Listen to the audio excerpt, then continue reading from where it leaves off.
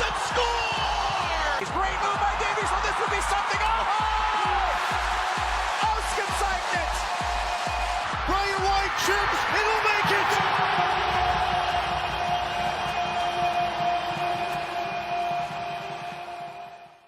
Hey mate, well, we are back. I just want to welcome everyone back for our second episode of Caps Cast presented by Whitecaps Fan TV. And I think we've got our podcast jitters maybe out of the way a little bit. Yeah, I think so. I think breaking the ice last week was quite something. Yeah, definitely like a new experience for me.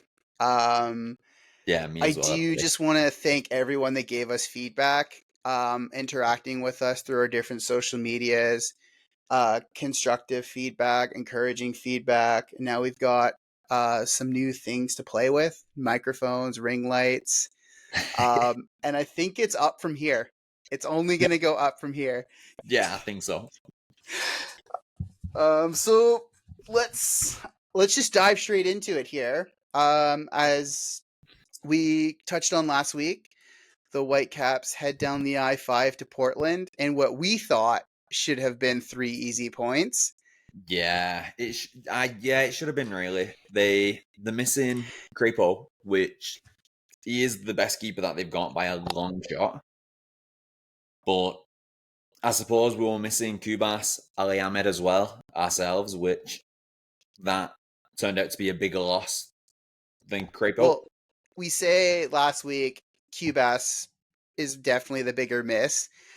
Vanny comes out with a 3-5-2, putting Laborda in that holding midfield, and then he puts Berhalter as our wing back. I saw that lineup and I was like, this man is cooking something up here. Is Laborda going to put on the best holding midfield that we've seen? That didn't last long. No, I think that whole experiment failed with him in the defensive midfielder role there. Like, it did not work in the slightest. I quite like him when he's playing centre-back. When he's playing anywhere else on the pitch, I hate to say it, I think is a liability. And what I thought was interesting is Berhalter as a right wing back. I genuinely thought he played very well there. He was putting in service to the box. He was tracking back, trying to help bail Javane Brown out. I like the flexibility because my thought was, okay, Laborda, if this just doesn't work, we can quickly change to Berhalter going into that central defensive holding role, Javane Brown shifting to the right wing back, and Laborda coming to play his normal like right center back that he plays in that 3-5-2 system. But yeah, that didn't look good. I will agree with you. Having Berhalter on the right wing there, I thought he had a very solid first half. Even in the first, I think it must have been in the first 10 minutes, he puts in a beautiful cross.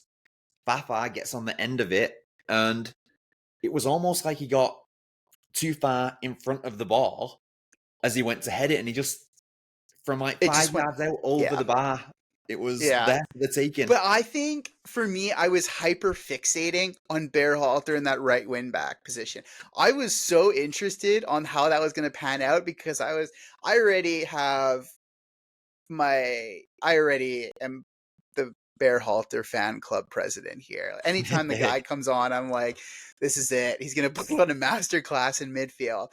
And he's up and down the wing, throwing in crosses, tracking back. And I was like, okay, this is our guy going forward. But I think the Laborda, that did not go well. I think we're going to struggle for as long as it's Paraguay that Cubas is with, right? Yeah, Paraguay. Yeah, as long as Paraguay are in the Copa, I think the Whitecaps are going to struggle. So realistically, we just need an early exit from Paraguay, get Cubas back, and kind of begin this run that we legitimately need to start. As selfish as it is, yes. Well, that's like any international duty. You kind of just hope they go out, don't get injured, return to your Yeah. club, right? This is a problem, right, with the schedule not being the same as like the European schedule. Every team is going to lose players during major tournaments. Every major tournament. Well, So and we said that last week that yeah, the MLS realistically doesn't respect the international duty that these players are being called up to. It's great that they can promote it, but at the same time it's leaving their clubs out to dry. And yeah, I feel that Vancouver has always become victim to this. yeah, All clubs, but I think specifically Vancouver, um, we we get the brutal end of the stick because that first goal, Javane Brown doesn't clear it, and it falls right to Rodriguez, who's one-on-one with Takeoka.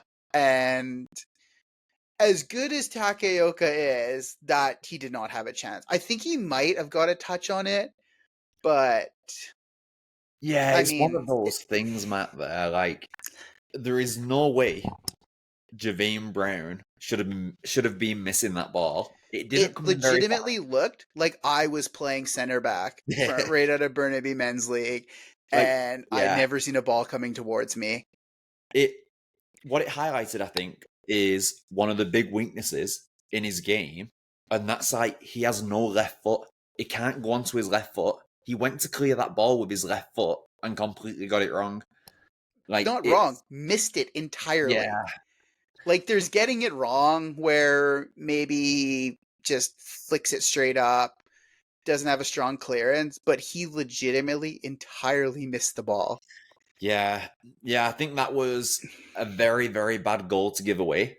And then I like Javine Brown. I like him on the right wing back position where he can bomb up and down the wing, get back if he needs to. But in that right centre back role, I don't think he's very cut out for it. I honestly thought he had a bad game. And I think he's going to be exposed a little bit more with no Kubas, no Ali Ahmed. Um, Raposo is coming in and out of the team, and I think that's really just kind of putting him between a rock and a hard place. Yeah, And he's kind of having to step up due to our lack of depth. And he's yeah, not doing well. And it sucks because he is a very good defender. Normally he's being called up to Jamaica, and like this was not a good game. yeah, And then the Laborda mistake. So the second goal is Laborda not closing down his man in the midfield. It all comes off of a really poor clearance by the Whitecaps, or yeah, attempt to clear. Um, and I yeah. It was feel hard to like watch that one. it's tough. I feel like Laborda, that's just experience that you're missing in the midfield on knowing how to do that, Yeah, knowing just how to play that position. yeah, getting out there and closing somebody down, constantly being on your man, breaking down passes, breaking down plays, like interceptions. He's not got it. He's not. And yeah, and then we're down 2-0 at half, and this whole experiment of Berhalter on the right wing, Laborda as our number 6, just that goes to hell in a handcart pretty quick. Also, I think it was the first goal where um, the ball comes over. Fafa, who's already missed a glorious opportunity, goes to take the ball on the chest and basically knocks it 15 yards back into our half. Yeah, Straight to the player, one pass, another pass, goal. yeah.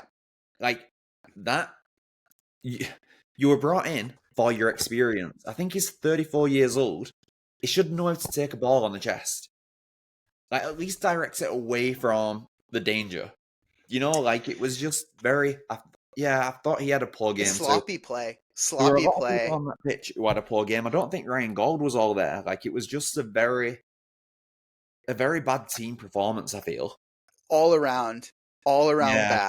bad. Brian White gets dropped due to lack of form, which is expected. Yeah. Vanny's looking for any answers offensively as he can find right now. I don't know what happened with that injury. With Brian White comes on in the 45th minute, right after halftime, and you're like, okay,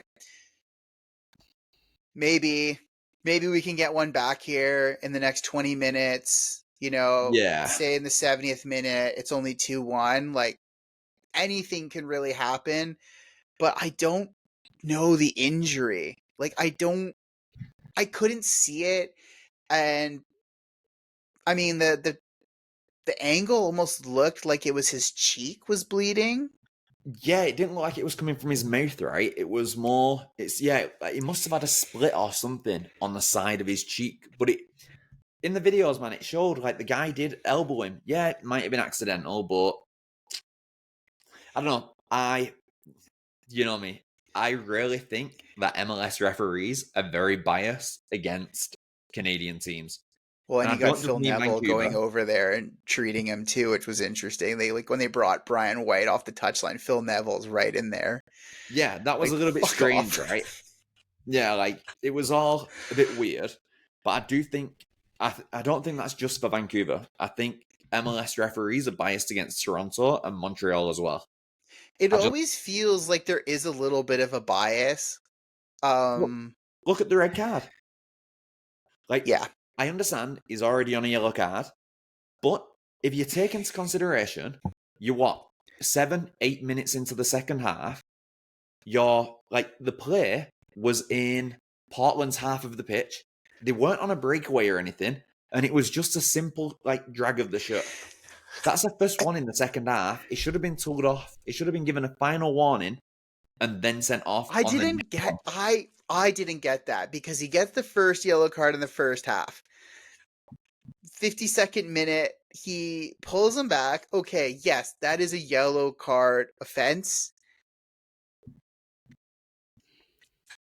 I But don't know. not in that situation. I don't think. No, Like, not it's enough.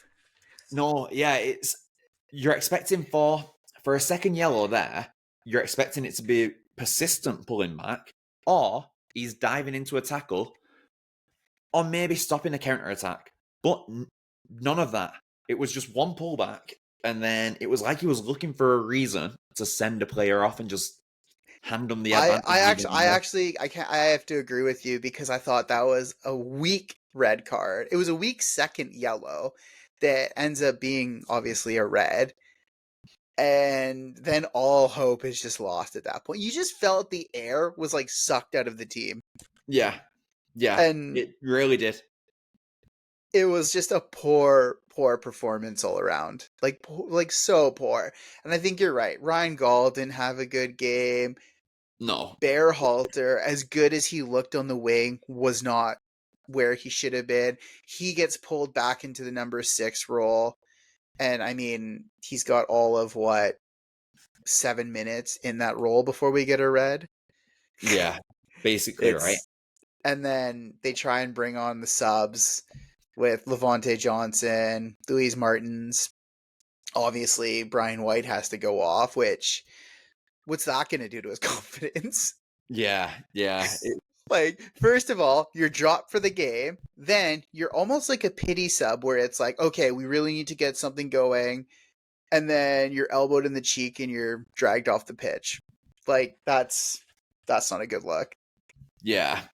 And did in the off season there in the actual window in the transfer window, did we kind of shoot ourselves in the foot a little bit by signing two strikers in Demir Krilic and Fafa Pico that are both over 30 to Well, be that like, actually brings me to something that I wanted to bring up is what do we have to do now? Summer window's open. We're navigating these Copa America games. And also the fact that we're now sitting in, I think, 9th position.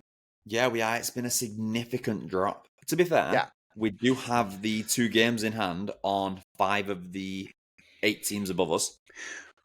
what good are But two still, games in hand? We're getting smashed 2-0 yeah, off Portland. doesn't matter if Like you don't win them, right? we've lost 2 on the bounce.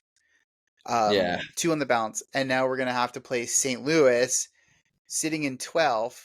And as of right now, I think my confidence is a little shaky. Like, St. Louis won the league last year. Like, they were top of the league. I know they didn't, like, win the playoffs at the end of the year, but the MLS Cup. But at the end of the day, they won the Western Conference. That in itself is a massive achievement, and they've still got a lot of the same players. So Yeah, maybe they're just getting back into form. Maybe they're trying to integrate a few new players into the squad, and it's just taking a bit longer. But yeah, I think our home form hasn't been the greatest this year. what's our home form? I'm just looking here, 3-3-2, and we're 4-4-2 away. So, yeah. Like, I think it's going to be a tight game. It's going to be a tight game. I don't think it'll be a lot of goals. Maybe a 1-0 to the Whitecaps. That'd be my And prediction for just it. looking now too, St. Louis are 0-3-5 away from home, which I'm not even going to read into that. I'm not, because now if we lose, I'm going to be gutted. We're gonna I mean, yeah, I don't know, but it's like, what do we have to do now? What does Vanny and Schuster have to sit down with this morning, maybe tomorrow morning, and be like, this is what we need to do to turn this ship around? Because we started as a top 3 team in the West, Yeah. and now we're sitting in 9th on how many points? I'm just looking, 25 points. And you look at the teams around us at the moment, like, look at the LA teams. They've got Marco, is it Royce coming in? Marco Royce is coming to the Galaxy after the Euros, right?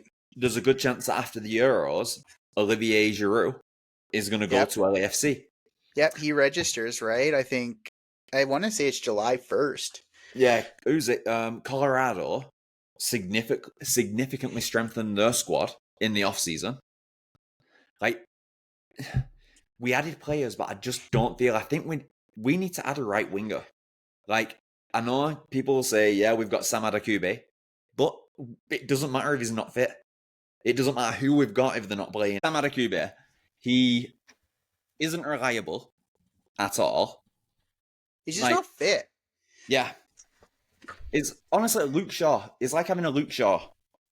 You might get 1 or 2 good games out of him a year, but he's going to spend the rest of the time on the bench and in the treatment room. Like, on his day, he's world class, but his day very rarely comes. Yeah, basically, yeah. That's a good way of putting it, yeah. Like, it is true, though, because sometimes when you watch Adekugbe play, you're like, there's a reason why he, went abroad. He played so well, get called up to Canada for the Qatar squad. And then other times you look at him and you're like, why do we spend money on this guy? Yeah, like, which I get it. Is he a club legend? He was here for the first start of his career. He was quite well before he moved abroad.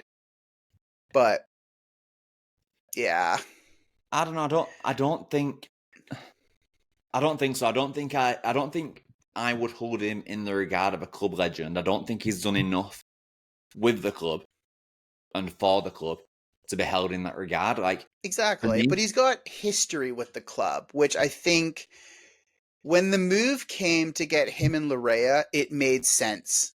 It made sense, but I'd be curious to know what his wages are right now.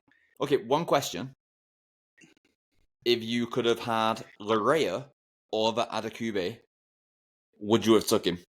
I would have taken Larea, knowing that he can drop into our midfield. Yeah, I agree with that. Yeah, that's what I'd have gone for.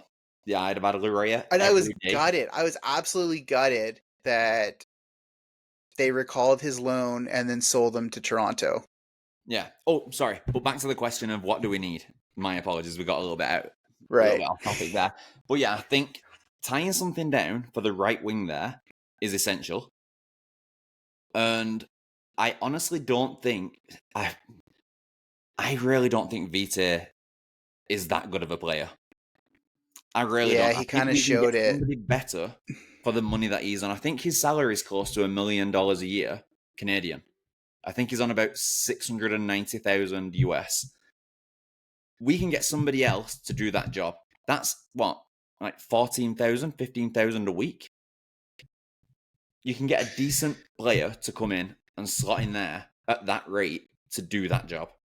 And I think one thing that is tricky that we need to navigate is that we just can't go out splash cash on like a designated player.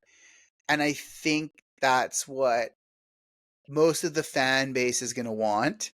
You Yeah. know, everyone's going to want some shiny midfielder, but I think we just need a player that's like Ryan Gauld in the sense that he's going to go out there and just get the job done. And it's not this big name, because when Ryan Gauld came to the team, I don't think he was a big name.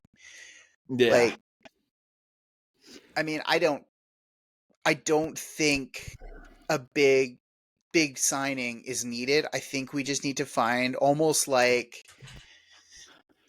Ooh, we do need you know someone how like who would like a Moyes player who's just going to go out there, do his job, and really just do it for the manager. Like, you can ask anything of this player, and he's do going you to know go who out I'd there and take? do it. And I might be a little bit biased here because I think he started in the Rochdale Academy. He plays for Colorado. Connor Ronan.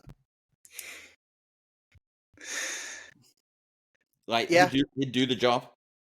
I that's don't what think. we need. We need somebody that's solid, stable, is going to do the job, and is just going to kind of put his head down and work. Yeah, because even for like Colorado, though, he's had a few good games. He's a very good player. We need somebody that is tried and tested in the MLS that we know we're going to be able to get consistent performances out of. That's the key. Yeah. Like you said, we could bring somebody in like from a different league, put them in the midfield. If it all goes tits up, then we're just back to square one where Vite is going to be stood next to Cubas at the beginning of a match. Yeah. And that for me, yeah, I don't know. I mean, there's going to be a lot of online banter that we need strikers. We need someone that can finish. But I think Brian White is going to shake this off. Yeah, me too. I think, what is it, four games without a goal? Yeah, was Maybe it four, 5 last night? 4 or 5. I have it written down somewhere, but just like not on my cheat sheet here. Which, I mean, that's frustrating for a striker. We've said it last week that, the more minutes you're played without finishing, it rattles your confidence. Yeah. But when he is up and running and we have that established, what do they call it? Ryan Gauld, White connection, magic. Yeah. That's going to kind of push us forward. But I think our lack is in the midfield. Not I know our lack is in the midfield. Our depth in the midfield is terrible. Yeah, I agree with that. Like, even on the wings there, like, as much as he tried last night, and I honestly thought I think it might have been one of his first starts in the MLS, that Bovalina on the left-hand wing there, I didn't think he had too bad of a game. I don't think he got as involved as he would have wanted to have got. But it's not, I don't know, I don't think he's at a MLS level, let's say. I think the Whitecaps are using him because we don't really There's have a void. anybody else. There's a void. Yeah. Yeah, I think if we could shore up, maybe get a left winger, somebody for the right hand side, four players really, left wing, right wing, midfield, right in the center, and a striker. Yeah, I know because it's a big list, I would argue that our defense, when on our day, is one of the top in the league with Blackman, Laborda, Veselinovic. We've got yeah, Utvik as a sub who's come on and been fantastic. yeah, I think he has been great actually. Plus, he has that sick helmet. Oh, Very the Peter Peter Check. He's got thing of Kevlar in it, so when the ball hits it, it just pings off them. But I would argue that we probably have one of the better defensive cores, and attack, we do have a lot of depth. It's just if they get up and running, I think a lot of that is dictated by Ryan Gauld. Yeah, But I agree. Ryan Gauld is tracking back to play as a midfielder. He's tracking back to play as a left wing back. He's doing it Yeah. all, which that's not how we need to be playing. No. Yeah, he does touch every blade of grass in a game. It's admirable to watch, but like you said, for a player of his quality, he shouldn't have to do that. There should be No. players around him so we can get the best out of him going forward. And you So can he's see not the having, frustration. He, slams his hands on his thighs, puts them both at the side, and it's like, I know. I can tell. Like, he is pissed off.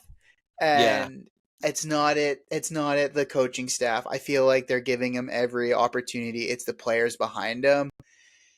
And yeah, this is the kind of guy that wants to play for the club. This isn't like a solo performance saying, where's the service? Where's this? Where's that? I think it's more just frustration with the lack of creativity in the midfield. And I think you are 100% right on what this club needs. I also think that the best players in the league want to compete and want to win games. So I think, and I class Ryan Gold as one of the best players in the league. 100%. I think this season, if it doesn't go well, as long as we make the playoffs, I think he'll stay. If next season, though, we don't finish in maybe the top 3, top 4, and actually look like we are there or thereabouts where we can actually challenge for things, I think then his head might start to turn. I don't know. I just feel like the top players want to be in a team where they have a chance of winning the top trophies. I mean, only so many times can you sit around and be like, okay, when's enough? Like, we Yeah. start really hot, we'll go on these runs. And I think this run is coming. I think genuinely we could pull off like a 3-4 game win streak. We could go into this League's Cup. We could get through the group stages. We could go into our Canadian Championship and get far. But it is the hope that kills you, because October, November come around and we're going to be in the MLS playoffs. Hopefully. I mean, at the rate we're playing now, maybe we might be a low seed, Yeah. Yeah, but maybe through the qualifications and the playoffs for the playoffs. playoff to the playoff, is it going to come down to decision day? Perfect world. We are going to go start this run on Saturday against St. Louis that haven't won on the road. I'm going to plug that now because See, it's a good opportunity. Like, these are the opportunities that we've got to take. Like, yeah, they've got to grab this. They've got to we seize got this. to grab this. And we can start banging off wins. Like, we know this team can do it. We need it for Are the they going to do it? We need something positive to talk about. We need positivity here, people. Although, to be fair, if you look at Arsenal Fan TV, they've thrived off negative results for 20 years. Hey. But Yes, also. it's what gets you clicks, right? It's all about getting clicks, likes, people saying you're an idiot. Like, what kind of opinion is that? Like, what do you mean Vite's world class? Like, why does this guy hate Vite so much? But it is true though. Like, we can start rattling off these wins, but it is the hope that is going to kill us. And is that going to get to Ryan Gauld's head? Because he is a Yeah. player that deserves to win trophies. Yeah, I agree. This club owes him a trophy, and it can't be the Canadian Championship. Like, it has to be a bigger accolade, in my opinion. Yeah, I agree with that. We have to perform for him, because he is legitimately the best player the Whitecaps have had. Yeah. In quite a Subtle while. plug here too. before we miss it is that Kai Kamara actually became the second highest goal scorer in the MLS. Is it behind Landon Donovan? Is it? Yeah. That's incredible. Like, massive congratulations to Kai Kamara there. Like, So I'll be honest. speaking of LAFC and how they're kind of running away in the West, they've got Kai Kamara off the bench who's doing what he needs to do, or doing what he does best, which is score goals. But I have a lot of love and a lot of respect for Kai Kamara. I think absolutely, when he was and at it's just Whitecaps, funny. I absolutely loved him. Like, him and Alphonso Davies at the time seemed to have such a good connection, like, between them. It was And it very, really very draws nice. a lot of parallels to this Ryan Gaul, Brian White magic that we have. Yeah.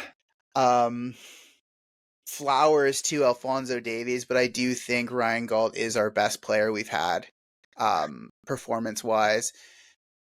And we do owe him more Yeah, as a club. Ryan Gould's consistently good. Like, he did, like I said, I really think he had a little bit of an off game yesterday, but the majority of the time, he is bang on. It's fine to have an off game when the entire team's having an off game. You're just joining everyone else. Yeah, I suppose so, right? You're just hanging out with your friends at that point.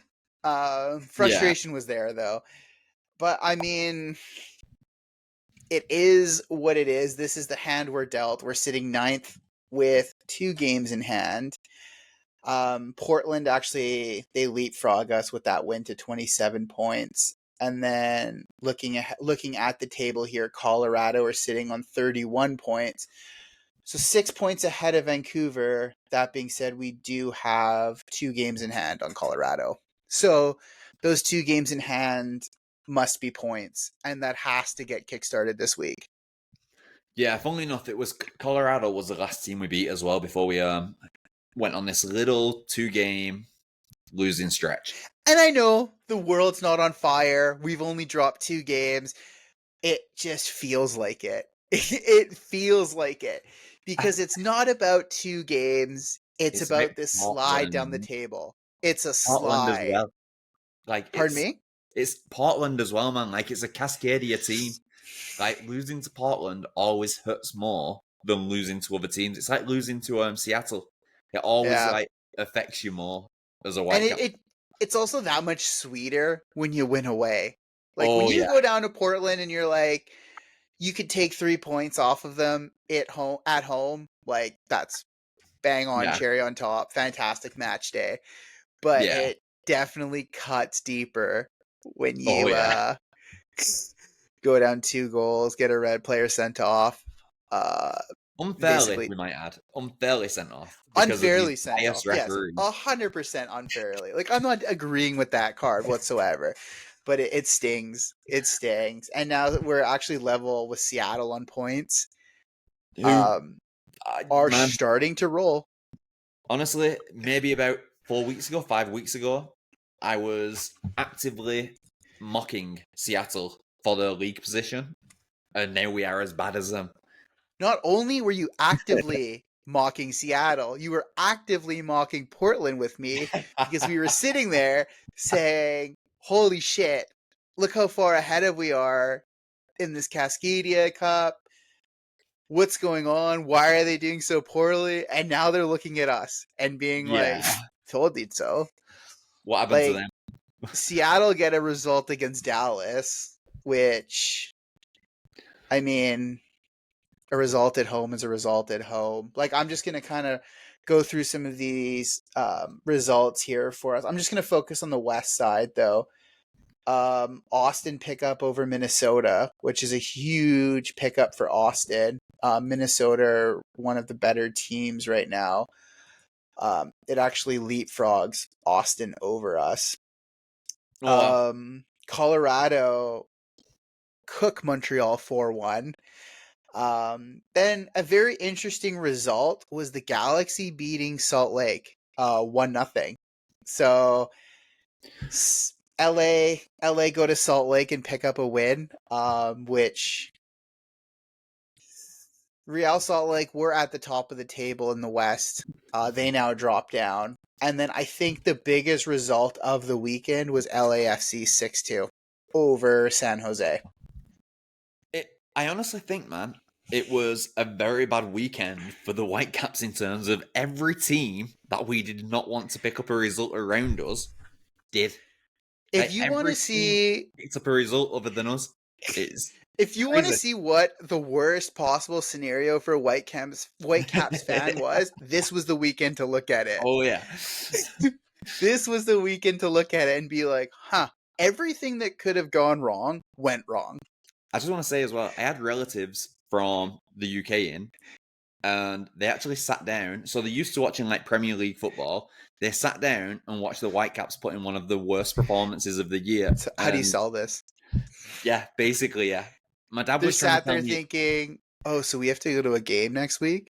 My Like, dad was telling me it was conference league level, and I was like, "No, you're wrong. It's not. It's just a hey, very don't bad bash the performance." Conference League. That's something Chelsea are gearing up to win here. No, no, no. I mean the conference, like League Two, the conference, like the National Conference League. Nah, I know what you mean. I mean, this is gonna be bad. I don't know which team is gonna turn up, right? Like looking ahead, which team is gonna Yeah, turn up for us? Um, yeah. I don't know, man. It was, yeah. and Can only it's get like, better, okay. right? I mean, what's interesting too is we've got Ali Ahmed away at Canada for the Copa America. Ali Ahmed didn't start for Canada, but Canada looked absolutely world class for Oh, 45 minutes against Argentina. yeah, I must Um, say Jesse Marsh has them ticking. Like, oh, in that first 45 minutes, I I genuinely feel we should like Canada should have been 3-0 up. and I just want to say too, I know this was a friendly when the Canada played France, but we were 120 minutes of not conceding a goal to the World Cup runner-ups and the eventual World Cup winners. Um, Yeah. but then Alexis McAllister charges Crapo, who almost kills him. Well, Alvarez slots in the first goal, Yeah. and then it just opened up for Argentina. Yeah, it did. It was, although again, like there was a refereeing decision there, and it was, I believe it was Lisandro Martinez on the edge of the box when it was Mm. 1-0. And I can't remember who it was on the right wing for Canada. It cuts inside, beats Martinez, but Martinez leaves the leg out. The guy goes down. VAR didn't even look at it, I don't think, and it was, for me, it looked like a penalty. I don't know. I think it should have been a penalty, and it would have tied the game up. And who knows? Maybe with that encouragement there and getting a goal back, would they have gone on to like hold out for a draw? Potentially, right? Like it's But definitely there. Messi was having an off game, or Crapo was having the game of his life because every maybe time both. he scored, Simultaneously, maybe both. yeah, like Crapo looked absolutely world class. And this is, I would say this is a comment from someone. I hated Crapo. Um, I don't think he played well for the Whitecaps. This is a very biased opinion, so anytime I see Crapo, I'm like, ugh. Like, but he was having an absolute go. see, that is one of them areas that we really, really differ on because I loved him at the Whitecaps. I hated him because he only came due to Mark DeSantos, and as soon as Mark DeSantos left down to See ya. LA, so did he as well. I was like, yeah, I've got to go. See you So, guys. anyways, guys, this has been great. Yeah, I gotta go. I gotta go yeah. to LA. I get it, loyalty to a manager, but like maybe a bit of loyalty to a club. Do you know what I mean? Yeah, Like, yeah, I but get it. I even get it. And I even think so, yeah, whatever. like a very, very solid performance for Canada. And I don't, from my understanding, he's not like Canada's usual number one. So this is very interesting with Jesse Marshball playing now, as we can see. Bjorn. I know who you mean. I can't pronounce it either. I know I it. can't probably gonna butcher it, but he Yeah. played in the track pants. Yes, Um, exactly him. Yes. so Jesse Marsh comes some reporter asks Jesse Marsh, like, oh, do you owe, are you giving any looks to former members? Are you, in contact with former Canadian call-ups? And Jesse Marsh answered and said, this is the new era. We're going to usher in the new blood, which is really positive to see because, I mean, look, losing 2-0 to Argentina is not the worst result. Also, ranked number 1 in the world, we might add. Argentina at the moment are the number 1 ranked team in the world. What are Canada? Let's have a quick look here. Let me find out. And I get it. We played France in a friendly, and everyone's going to say, oh, it was a friendly. Mbappe only played X amount of minutes. It was still 0-0 at the end of 90 minutes in Bordeaux. So that has to be a confidence boost. And now we go into the Copa America. And to be honest, I think we could make a push here. We're in the group with Chile, Peru, Argentina, and for talking's sake, I think the hardest game is over with. Yeah, absolutely. Oh, yeah, absolutely. And see, man, so Canada are ranked 48th in the world. And they just played the first ranked team. And honestly, for 45 minutes there, they should have been 3-0 up. Yeah. It's not even an exaggeration. They should have been 3-0 up. It was so close. So close. But it's always what I say, and I always say, like, oh, you want to avoid the hard teams. What's the draw past the group stage? And the one thing you always say back to me is that you got to beat the good teams to win the tournament, get it out of the way. And I think that kind of is showing with Canada. Losing 2-0 is not the worst result. That is going to be the hardest game of the tournament, in my opinion. Until you get into the later stages of the knockout, where Uruguay looked really good tonight. You've also got the US and Mexico, who we're very familiar with. But that being said, we qualified for a reason. Like, we are there for a reason. This was not an open invite. So we are there. I think we're being represented very well. And I am hoping Jonathan David can now get a big money move from Lille. Selfishly to Chelsea, as we're in need of a striker. But I think the man deserves a big money move.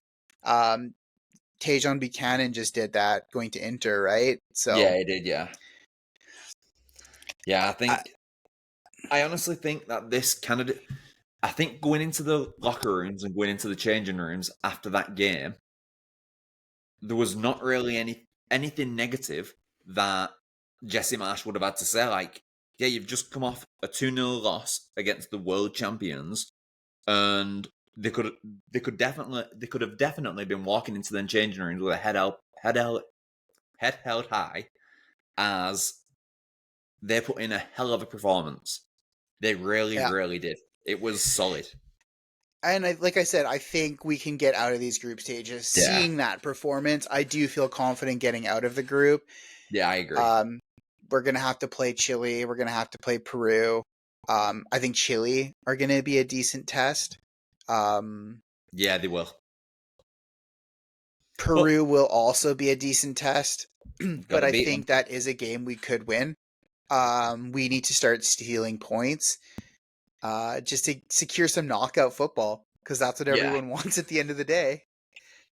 Yeah, it's probably a good, the best case scenario there was Peru and Chile drawing that game. That game finishing tie it made the loss for Canada not seem as bad, just for the fact that we're only a point behind second.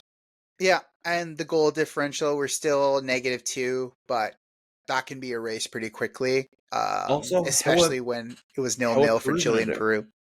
Yeah, exactly. How are Peru going to do against Argentina?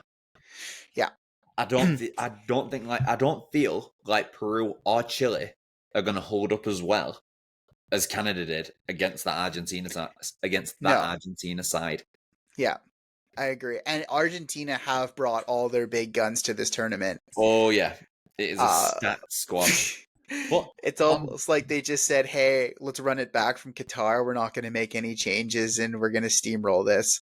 I will say that was on the game there on TSN during the game. The reporter, I don't know who was reporting the game, the commentator, sorry, he said in Jesse Marsh's team talk, he had said to his players, they are older, they are slower, and something. Oh, they are smaller. They are smaller, they are older, and they are slower. Go out there, get at them, and don't let them breathe on the ball. And it honestly seemed to work. It really did. Like, they've took the same team that they won the World Cup with, and everybody was already fairly old in that squad. Yeah. So, I don't know. I don't feel like Argentina are going to win Copa. I really don't. I don't think they can go back to back on the Copa. I don't know. I do think they are the strongest team there. I think Brazil I would do a win. yeah. And that team is also like quite stacked when you look at it going forward. Brazil have brought the A squad too, have they not? They've basically got Real Madrid's attack. Vinny, Rodrigo, and Endrick up top. And is Valverde not Brazilian? No, Uruguayan, Oh, okay. who picked up points tonight, actually. Yeah. Yeah, I saw that as well. Yeah. Was it 3-1? Yeah. They Yeah. conceded late, but I mean, when you're up 3-1, it's 3-1. Nunes scored for Yeah. Worldy. Oh, and Brought the before we do Braves like back. come off here, Matt, I do want to touch on one more thing that I heard, and it might be the I don't know if I can say it. Yeah, I can. It was the most outrageous thing that I have ever heard on any sort of news reporting in my life. A Go on. reporter, I don't even know what her name was, but the reporter said on live TV, so live TV, the whole world could be watching, she decided to list Pulisic in the same category as Messi. Yeah. She said Messi's on his way out, but we've got players like Pulisic coming through. Pulisic, this is prime American commentating and prime American Captain reporting. America, man. They love Pulisic. Man, also, I don't know if they ever saw him play in a Chelsea top, but Americans love Pulisic. Think he is the best. He actually scored tonight too, I believe. Yeah, it did. It was a good goal. The U.S. kickoff against Bolivia. Yeah, but they love Pulisic. I don't get it. I feel like it might be a little bit like they probably see him as the best player in the world, the same way that when like the NBA team wins the championship, they say the NBA team has just won the world championship. Yeah. Like, do you know what I mean? Like, it's not really the world. Pulisic is an interesting topic because I feel like he was the first American to really make it in Europe. I don't know, man. Landon Donovan was going back and forth between Everton and LA doing his loans, right? Whatever. I think he went for like 4 seasons, or Landon Donovan was very, very good. He was excellent. But I think Pulisic he's miles better than Landon Donovan. Like, I'm sorry. I know. Yeah, I see what you're saying. Yeah, but I mean, like, for the first person to actually like cross that barrier, I think like Donovan was the first player of like real quality. I'm not hearing this. No, I'm not hearing this. Pulisic is miles off. I'm sorry. Like, I'm cutting an end to this. I'm not hearing this. Pulisic is miles better than Landon Donovan. But then Pulisic couldn't even make it into the Chelsea squad. So, I don't know. He had the big money move, right? Yeah, man. What does it tell you that when he was leaving Chelsea, Everton didn't try to sign him though, but they tried to sign Landon Donovan. That means Landon Donovan was better than Pulisic. It's all hearsay. This is all slander. This is all slander. I'm not hearing this. But, I mean, he's been decent at AC Milan. Yeah, but so's Ruben Loftus-Cheek. I know anyone that exits, apparently, is just pulling off these miracle seasons elsewhere. But Yeah, I don't know. I think Pulisic in modern day, not fucking dinosaur age with Landon Donovan at Everton, Yeah. is the first American, not first, I shouldn't say that. He is one of the most prominent Americans to make it in European right now, or not in Europe. He is the most prominent to make it in European football. A lot of the US squad has made it quite well, actually, with, Oh who's yeah, it? they're doing well, aren't they? Weston Yeah, McKennie, yeah, Gio, isn't that Gio Reyna who plays for Dortmund? He's yeah, American, right? yeah. Yeah, there is quite a few at the moment playing Tim Way or whatever he's called. I think he plays for Juventus as well. There's a Yeah, there's quite. couple. Yeah, So I feel like Pulisic kind of led that recent surge of Americans in Europe. But yeah, he's Captain America, right? They love him down there. like in theory, when you think about it, America should be producing some of the best talents in most of the sports because they've got a lot of people there. Do you know what I mean? Like, and it's not just about having the people; it's about having the infrastructure for the people to actually develop and actually play And the I think sport to the that's nail height of on. the That's ability. that's that's it right there. Is the infrastructure there? I mean, what are American schools pushing, right, for sports? Yeah, yeah, I suppose so. Like southern schools are probably going to be pushing American football. Actually, it's probably Yeah, pushed all over, right? yeah, it's a big Baseball's ticket, right? huge. Yeah, Baseball's huge. American football, basketball, and I don't yeah, think. I mean, I think this all kind of ties back to the MLS's recent exposure now. Is the groundwork the MLS doing right now with getting Messi, getting Alaba, getting Busquets, and really, sure, we're advertising it as this Inter Miami League, but is this opening and turning eyes to football in the States, specifically with the World Cup coming in 2026? Like, that's going to be a massive thing. yeah. I And think now you've got the Copa, right, which is spread across the US right now.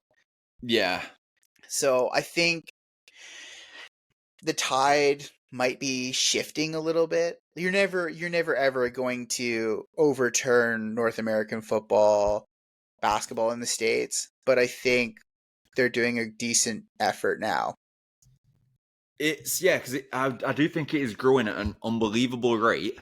The I think I know it's probably a bit maybe even controversial to say it, but I think one of the biggest things holding Major League Soccer back at the moment is I think he's called Don Garber, and he's the chairman of the MLS. And I Yeah, think he's the not fact that it wanting won't he's wanting expand, salary caps and all this, kind of pushing it like in a North American sports team, right? but like even that, the salary cap is what 7.7 million for a team, and then you get your three designated players. Like that's nowhere near enough. Like if you look at an NFL team and an NBA team, I think they're like more towards 50% of what they bring in financially. And I mean, And we I could go back understand. and forth about this for hours on how I bad yeah yeah how maybe bad that's a is different. this structure? Is three designated player spots enough? Is a salary cap even an idea worth looking at, Yeah given with how look at, how the English clubs are run, how La Liga is run, even Bundesliga, right? yeah. I Like tell you what though, you Matt.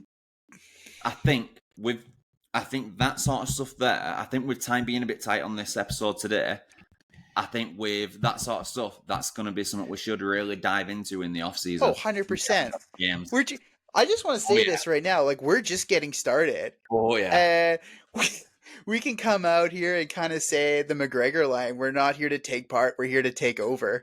Oh yeah. Yeah. Like this Just is not just a one-off thing here, people. no. Like No. We are here to stay. we're here to stay.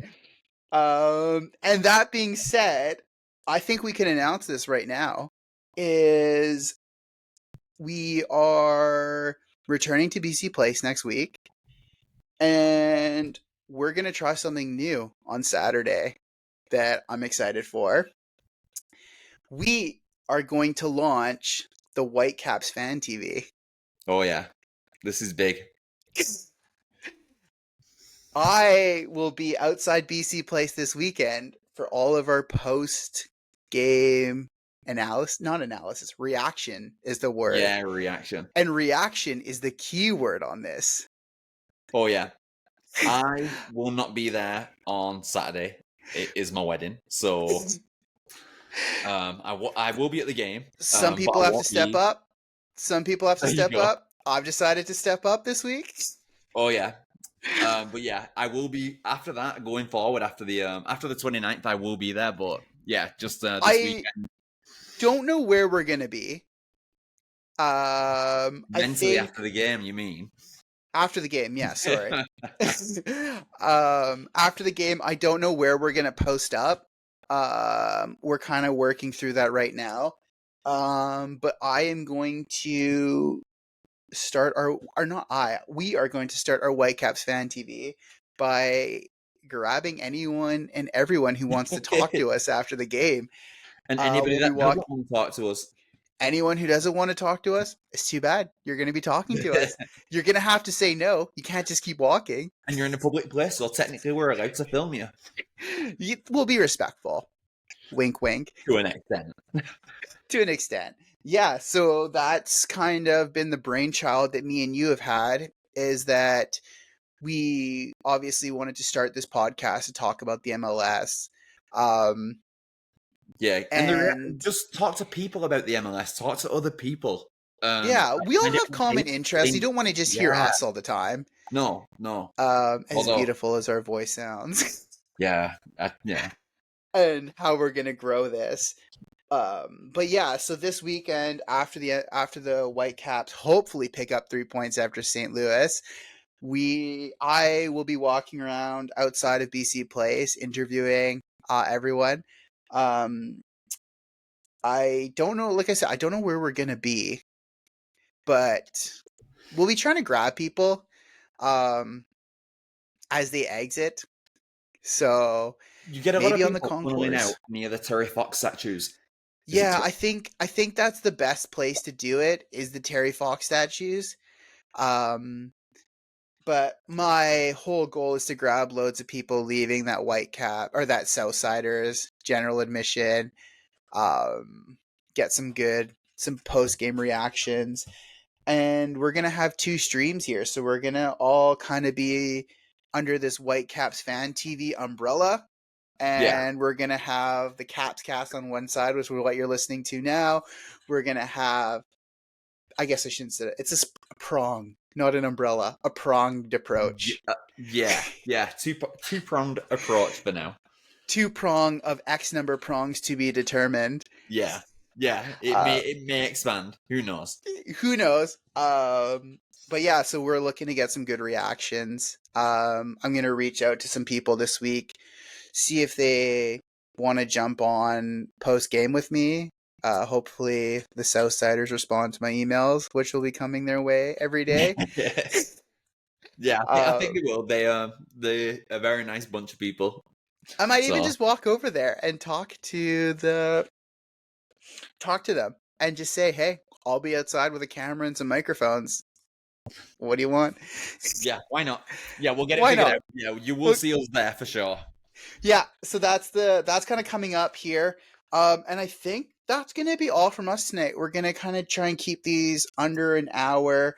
I realized hour and 30 last week was a bit too much, but it was the first podcast jitters. Yeah, we'll we're learn just getting started. started. To it. Yeah. We're just getting started. I was more nervous of are we going to have 10 minutes worth of content here? I know, that was the thing. Are we just going to sit and stare at each other and be like, so. But more to come from us this week. And I think that's going to be all for now. And we'll see you around. Yeah, see you later. Thanks for listening to another episode of Caps Cast presented by Whitecaps Fan TV. You can find us on Spotify, YouTube, TikTok, and Instagram listed below. Don't forget to like, share, and subscribe for more content.